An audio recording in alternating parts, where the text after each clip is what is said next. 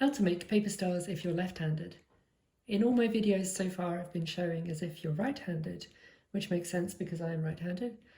But if you are left-handed, there is probably an easier way to do it, and I'll show you now. I'm going to start with 4 paper strips, long thin ones that I've folded in half and cut off the edges, and I'm going to arrange them in a clock formation, starting with 12 o'clock. The next one goes across to 9 o'clock, has to wrap around the first one. The next one goes down to 6 o'clock and it wraps around the second one. And the last one points to 3 o'clock, wrapping around this one and looping through the first one.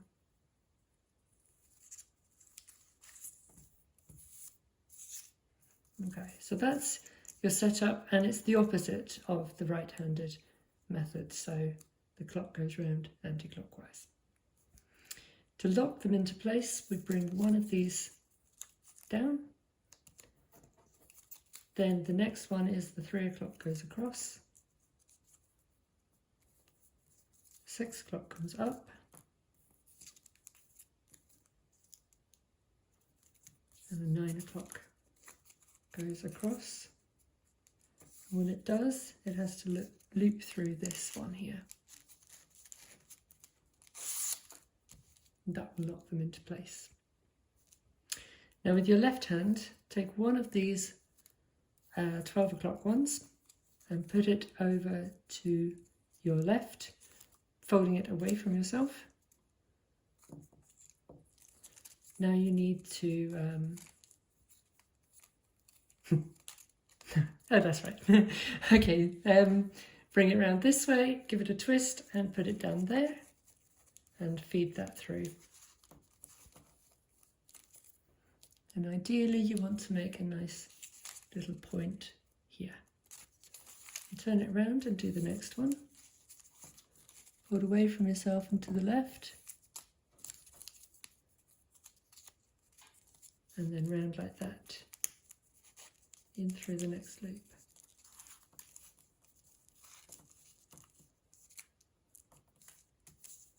Next one.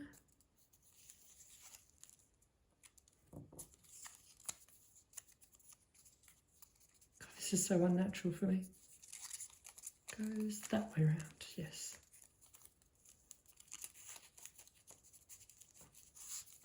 Feed it through, make a nice point. And the fourth one.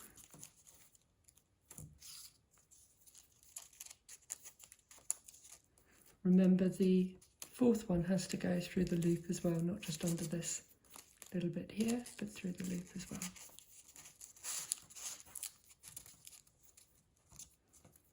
Okay, now turn it over and do the same 4 times.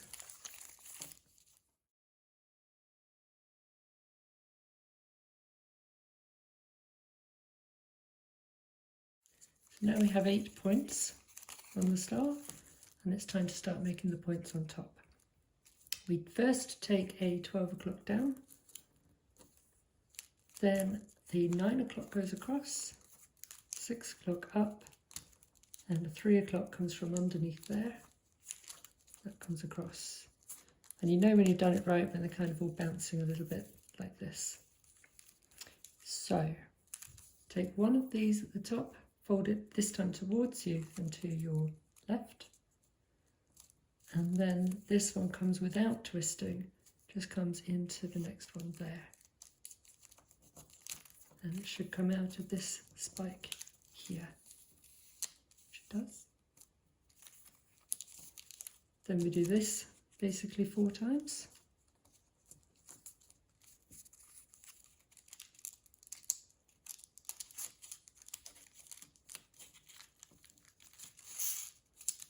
Don't pull them completely tight, but just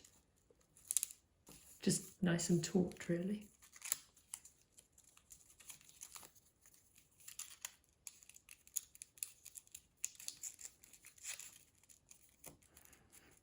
You can see how much I'm struggling to do it left-handed, which probably indicates to me that left-handed people would find the other way quite difficult.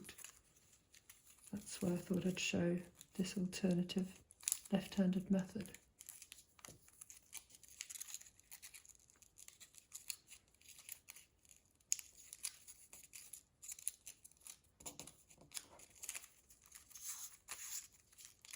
Okay, so that's the 4 spikes on the top. Then we do the same on the other side. This time, of course, you can't really rest it on the table, so just hold it in your hand. So we do 12 o'clock, 9 o'clock, 6 o'clock up, and 3 o'clock under and over. And then we just finish off these last spikes.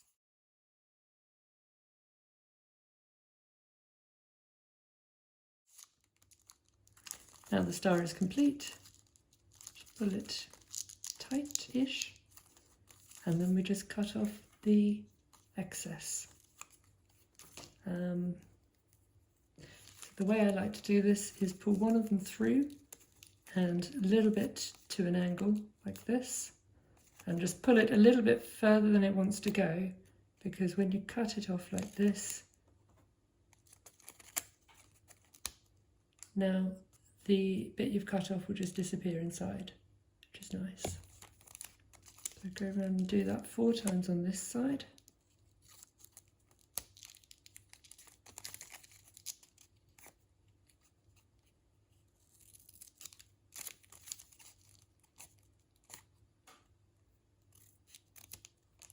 And then turn over and do 4 times on the other side.